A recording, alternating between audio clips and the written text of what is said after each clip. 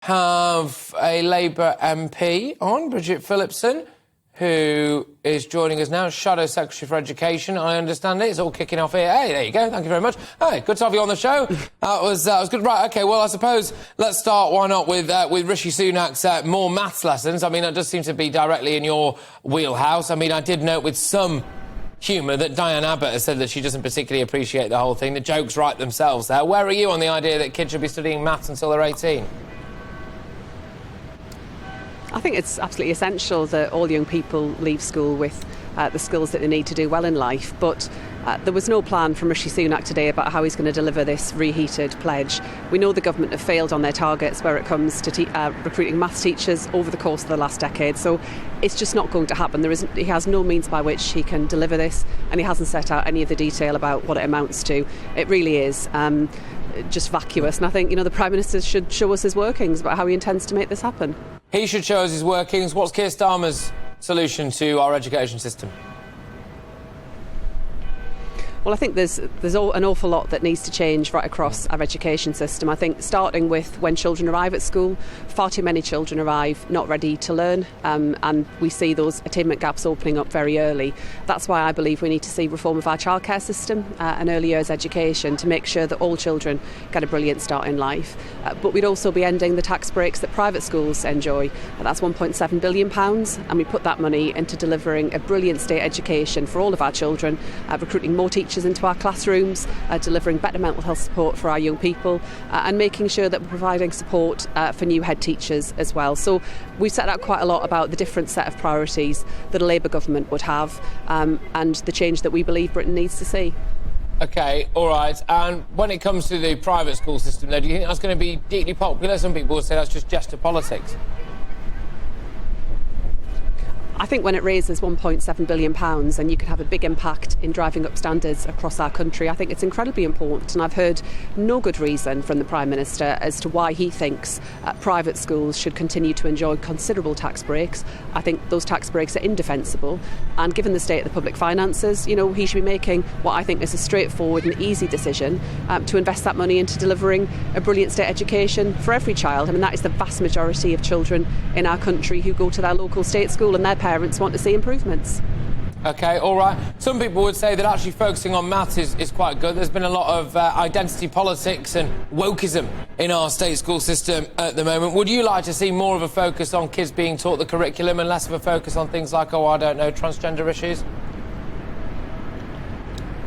I want to make sure that all of our children leave school with a really strong grounding in the basics, so maths and English, and in IT and tech, and all of those important skills around digital, but also a broad curriculum too, because I think that's what parents want for their children. So the chance for their children to take part in sport, in music, in drama, in art, all of those really important areas of our curriculum too. But sadly, too many of our children, and the numbers are rising, are not getting that rounded education that they need to see, and aren't getting that really strong grounding in the basics. That's why we've got a different set of priorities, and we'd be investing that £1.7 billion into state education.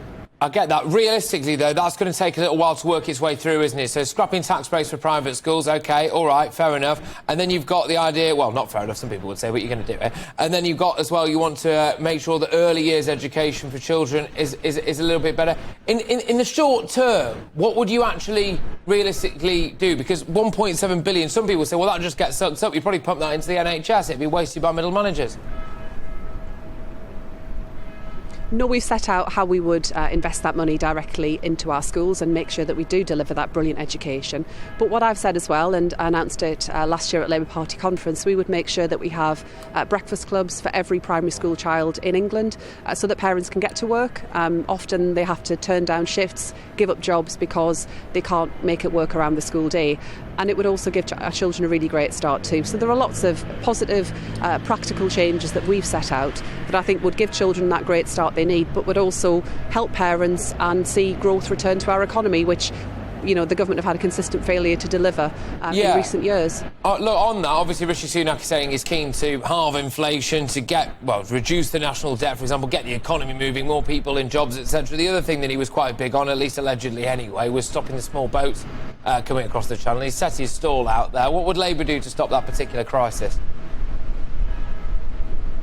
Where it comes to what we're seeing at the moment with people making that perilous journey in small boats, we do need to see action to clamp down on those criminal gangs that exploit people, and we would make sure that we're setting up a new part of the National Crime Agency to take action and to make sure that people are not making that journey, which, as we've seen all too often, ends in tragedy. But also we do need to see, far more swift processing of asylum claims too. That's the reason we're spending so much money on accommodating people in hotels, is because of a complete failure of the government to process cases quickly. Yes, absolutely. Look, all right, thank you very much. I've just got to ask you on this particular question now, given that it's obviously... I genuinely don't know the answer to this, so I've got to ask this. Did you go to state school? Did I go to a... State school. A state school? Yeah. Yes, yes, absolutely. Yes, I went to my local schools, local state schools. All right, thank you very much. I've got to ask. All right, look, thank you very much. Great to have you on the show, and always a pleasure. Thank you very, very much. That's Bridget Phillipson there, who is Labour MP and, of course, Shadow Education Minister as well.